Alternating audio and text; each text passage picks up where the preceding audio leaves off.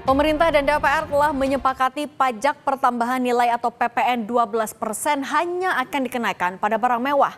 Alih-alih menambah pendapatan, negara dihadapkan dengan tantangan penurunan daya beli masyarakat, terutama kelas menengah.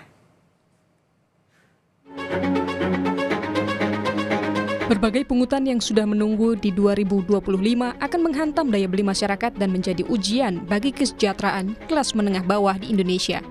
Kenaikan tarif pajak pertambahan nilai 12% disepakati DPR dan pemerintah dikenakan untuk barang mewah, namun aturannya masih dalam finalisasi.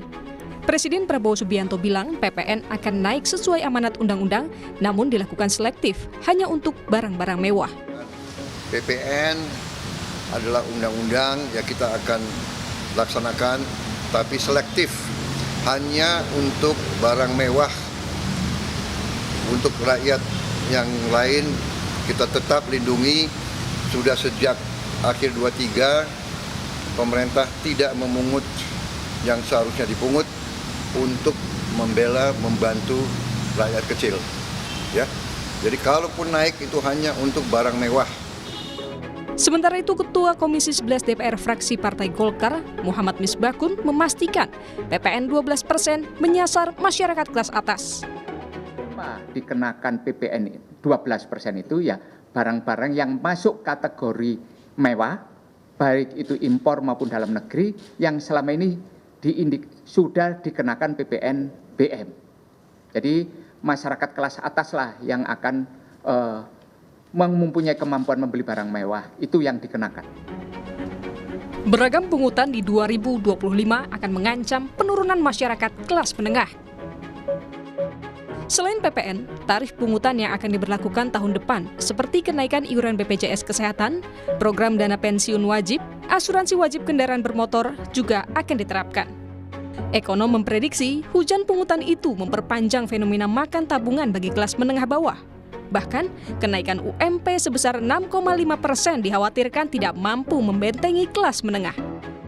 Diperkirakan memang akan bisa mempengaruhi penurunan ataupun bisa mempengaruhi juga daya beli masyarakat, ya, khususnya kembali lagi kelas menengah. Ya, sekalipun memang ada kenaikan UMP 6,5% tahun depan, namun kita perlu cermati juga bahwa apakah kenaikan UMP tersebut bisa menangkal ataupun bisa mengkompensasi beberapa pungutan tadi. Dan saya menilai bahwa dengan adanya pungutan-pungutan tersebut, saya pikir, dan memang ini yang disasar adalah kelas menengah, ya. Jadi memang ini kalau kita lihat bahwa sebagian besar pungutan tadi itu yang disasar adalah kelas menengah. Saya pikir ini akan fenomena makan tabungan ini saya pikir masih akan terus berlanjut, ya, karena kelas menengah bawah menjadi kelompok yang akan paling terdampak selain biaya hidup yang terus meningkat karena tak diimbangi dengan kenaikan upah. Kelas menengah juga tak tercangkup dalam skema perlindungan sosial pemerintah selama ini. Tim Liputan, Kompas TV. Skema kebijakan pungutan PPN per 1 Januari 2025 akan terbagi 3. Pertama, komponen barang yang dikenai pungutan PPN 12%, di antaranya ada kendaraan bermotor tertentu, kecuali ambulans, pemadam kebakaran, kendaraan tahanan, angkutan umum, kendaraan untuk kepentingan negara. Dan ada juga barang selain kendaraan bermotor berupa rumah mewah, apartemen, kondominium, townhouse, kapal pesiar mewah, dan sejumlah barang mewah lain. Nah, kemudian ada juga komponen barang dan jasa yang tidak dikenai PPN, yakni barang kebutuhan pokok, listrik rumah tangga, air bersih, jasa pendidikan, kesehatan, layanan sosial, asuransi, dan jasa keuangan. Dan terakhir, komponen barang dan jasa yang tetap dikenai pungutan PPN 11%, yaitu semua barang dan jasa lainnya yang tidak dikenai tarif PPN 12% dan tidak dikecualikan dari pungutan PPN. Rencana sejumlah pungutan yang akan menambah beban masyarakat di tahun 2025 harus dikelola hati-hati. Apapun upaya pemerintah dalam penyelamatan APBN harus mempertimbangkan dampak sosial di tengah masyarakat. Kelompok kelas menengah 5 tahun terakhir terus turun kelas. Data BPS Agustus 2024, terdapat 47 juta lebih kelas menengah atau 17% dari total penduduk Indonesia. Kelompok kelas menengah yang terus turun kelas paling rentan terhadap segala hal kenaikan biaya imbas kebijakan negara.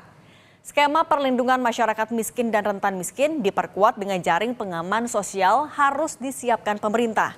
Dilakukan transparan, akuntabel, dan berorientasi melindungi masyarakat. Komunikasi publik terkait skema jaring pengaman sosial harus dikerjakan dengan baik dan tidak ada upaya manipulatif. Upaya pemerintah menjaga stabilitas keuangan negara tetap harus memastikan kelompok masyarakat miskin tidak makin terpuruk dan bertambah.